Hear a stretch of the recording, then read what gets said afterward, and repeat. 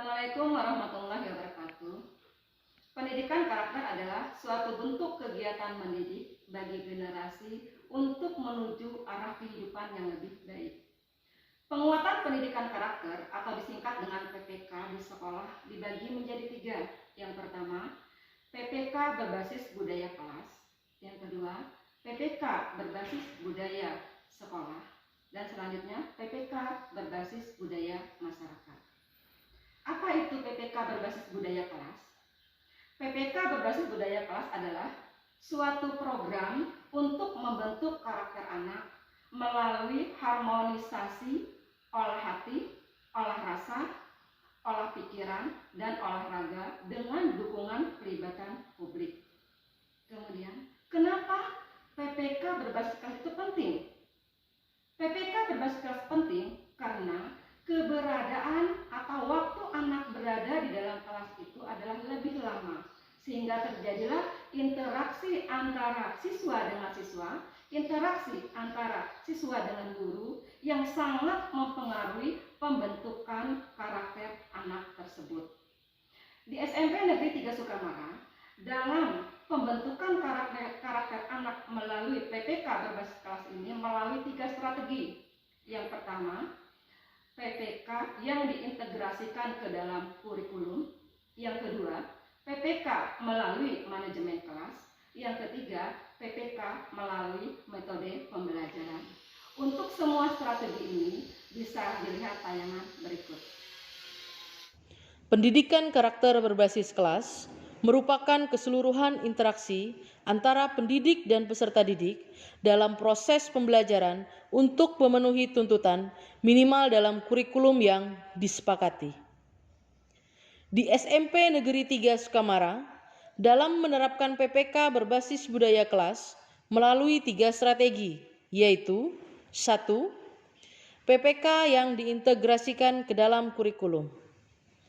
PPK yang diintegrasikan ke dalam kurikulum yaitu memanfaatkan secara optimal materi yang sudah tersedia di dalam kurikulum yang disesuaikan dengan nilai-nilai utama PPK. Yang pertama, religius.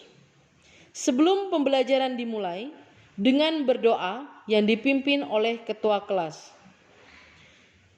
Termasuk dalam menjalankan ibadah, terutama dalam berdoa sesuai dengan agama masing-masing.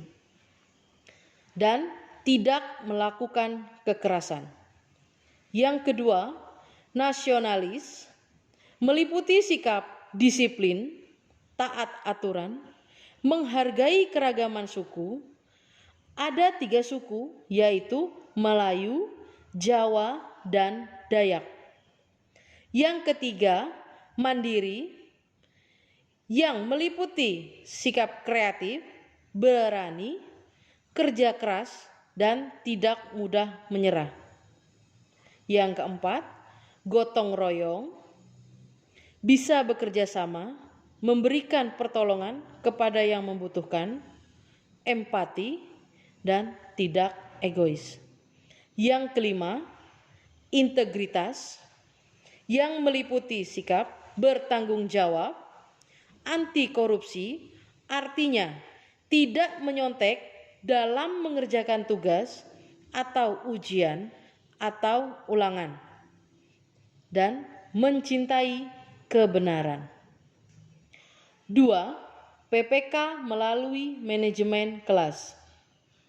PPK melalui manajemen kelas terdiri atas yang pertama, berdoa sebelum dan sesudah pembelajaran. Yang kedua, kerja individu atau perorangan pada materi tertentu, termasuk dalam nilai PPK kemandirian, percaya diri, dan ketangguhan. Yang ketiga, pengelompokan atau kerja kelompok dalam proses belajar mengajar, termasuk ke dalam nilai PPK, kerjasama, komunikasi, gotong royong, berbagi, kejujuran, dan empati. 3. PPK melalui metode pembelajaran. PPK melalui metode pembelajaran terdiri atas yang pertama, metode saintifik. Metode saintifik merupakan pendekatan yang wajib digunakan pada pembelajaran di sekolah, baik sekolah dasar maupun menengah sesuai dengan kurikulum 2013. Yang kedua, metode discovery learning. Yang mana metode discovery learning ini berarti memahami konsep, arti, dan hubungan melalui proses intuitif untuk akhirnya sampai kepada suatu kesimpulan. Discovery terjadi bila individu terlibat terutama dalam penggunaan proses mentalnya untuk menemukan beberapa konsep dan prinsip. Yang ketiga, metode berbasis project atau project basic learning, yang berarti metode pembelajaran yang menggunakan proyek atau kegiatan sebagai media. Peserta didik melakukan eksplorasi, penilaian, interpretasi, sintesis, dan informasi untuk menghasilkan berbagai bentuk hasil belajar. Yang keempat, strategi melalui mencari informasi dengan membaca atau pengamatan dan pemanfaatan teknologi informasi dan komunikasi atau TIK. Kompetensi dasar yang akan kita capai yaitu yang pertama 3.2 menganalisis pengaruh interaksi sosial dalam ruang yang berbeda terhadap kehidupan sosial dan budaya serta pengembangan kehidupan masyarakat. Selanjutnya, nih tujuan pembelajaran ya pada pertemuan kali ini yaitu yang pertama mengonsepkan pengertian mobilitas sosial dan contohnya dalam kehidupan masyarakat sehari-hari. Tadi sudah Bapak tampilkan contohnya mobilitas sosial.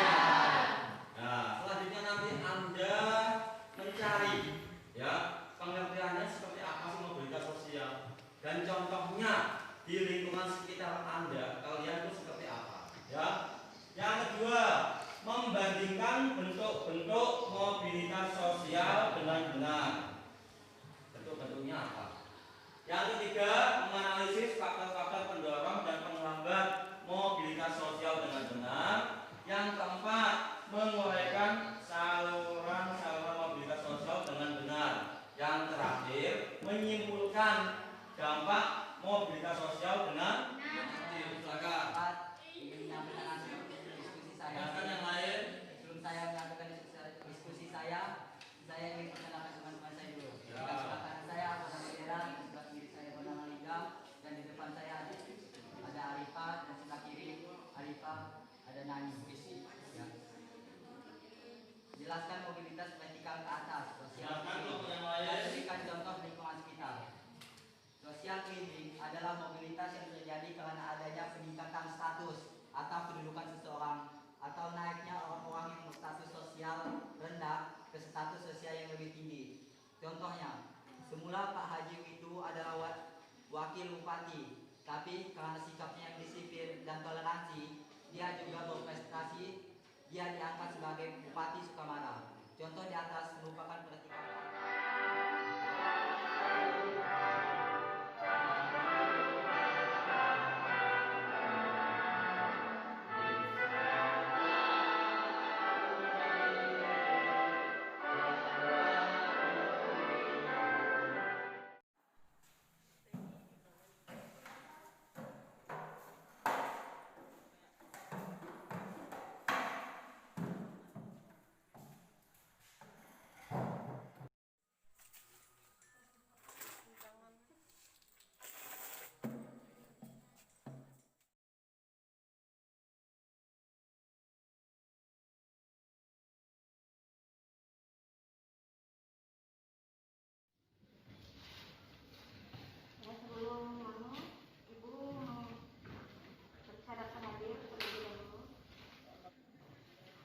Aldo.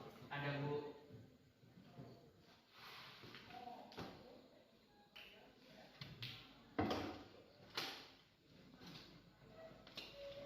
Baik, Assalamualaikum warahmatullahi wabarakatuh.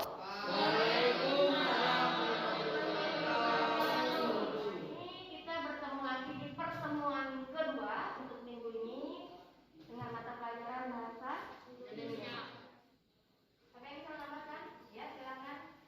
Tes ekonomi adalah sebuah tes yang di dalamnya mengandung pendapat dan fakta. Ya, pendapat yang disertai dengan fakta. Apakah di dalam teks yang kalian baca tadi terdapat pendapat yang disertai dengan fakta?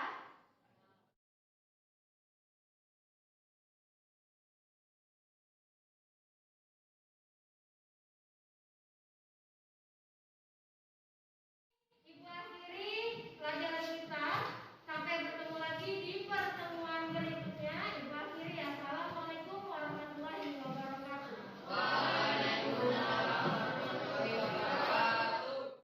Agar lebih jelas, saya akan menuliskan di buku agar kalian paham dan mengerti. Bilangan berpangkat bulat negatif yang diubah menjadi bilangan berpangkat bulat positif. Contoh pertama 4 pangkat min 2. Jika diubah menjadi bilangan berpangkat bulat positif menjadi 1/4 pangkat 2.